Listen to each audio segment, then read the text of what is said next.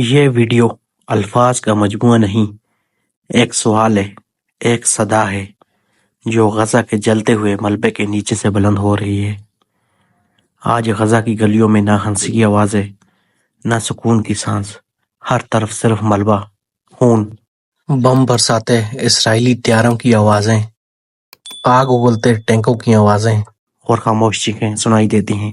آج ایک بار پھر فلسطین کی سرزمین، خصوصاً غزہ، مظلوم مسلمانوں کے خون سے رنگین ہے۔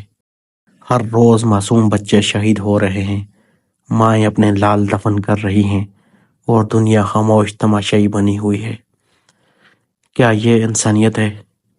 کیا یہ عالمی انصاف ہے؟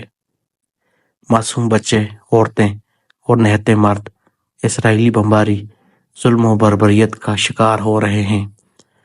ایک بار پھر انسانیت سوال کر رہی ہے، آخر یہ ظلم کب تک جاری رہے گا؟ آخر امت مسلمہ کب جاگے گی؟ ارض فلسطین ایک دفعہ پھر کسی صلاح الدین ایوبی کی منتظر ہے۔ آج کی ویڈیو میں ہم بات کریں گے غزہ پر اسرائیل کے موجودہ مظالم کی۔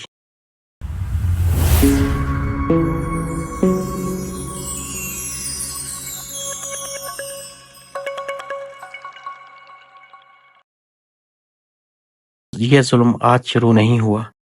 1948 میں جب فلسطین پر قبضہ کیا گیا تو آج تک لاکھوں فلسطینیوں کو ان کے گھروں، زمینوں، وسائل اور مستقبل سے بھی محروم کر دیا گیا۔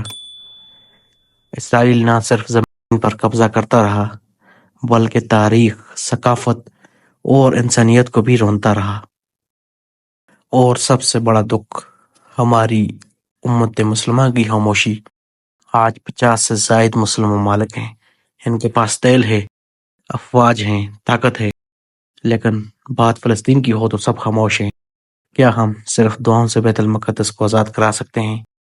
تاریخ میں ایک ایسا بھی وقت آیا تھا جب بیت المقدس صلیبیوں کے قبضے میں تھا، مسلمان کمزور، بٹے ہوئے اور غافل تھے۔ تب ایک مرد مومن کھڑا ہوا جس نے خواب دیکھا اور پھر اس کو پورا کر دیا، اور اس کا نام تھا صلاح الدین ایوبی۔ صلاح الدین نے بیت المقدس کو فتح کیا، مگر کسی عیسائی عورت یا بچے پر ہاتھ نہیں اٹھایا۔ عدل کیا، رحم کیا، اور دشمن اس کی عظمت کے قائل ہو گئے۔ صلاح الدین ایوبی کہا کرتا تھا، اگر تم مسجد اقصی کو آزاد نہیں کرا سکتے تو کم از کم اس کے لیے رو تو لو۔ آج ہم کہاں کھڑے ہیں؟ کیا امت مسلمہ پھر ایک ہوگی؟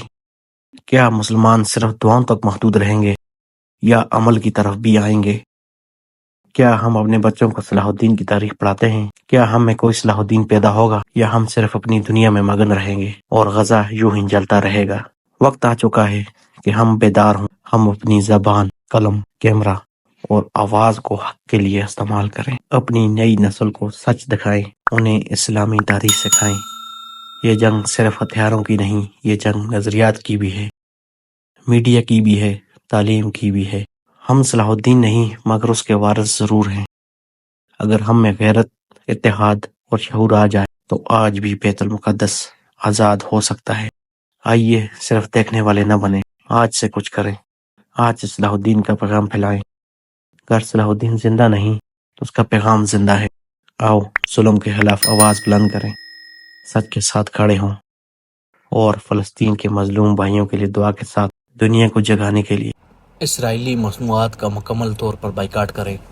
اگر آپ فلسطین کے ساتھ ہیں تو یہ ویڈیو شیئر کریں، کمنٹ میں فری فلسطین لکھیں اور ہمارے چینل کو بھی سبسکرائب کریں۔